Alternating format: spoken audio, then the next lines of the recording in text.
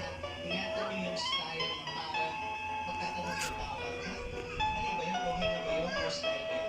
So medyo inisip yun ng konti para alam namin kung style yun or mali ba yun? Careful lang doon, pero kaya-kaya niyo mabago. And yung sa change key nyo, parang pag kumakambyo kasi parang gusto namin umangat din eh. So ingat sa change key kasi kailangan dala nyo ulit sa next multiverse o next dimension. Pero yung dynamics nyo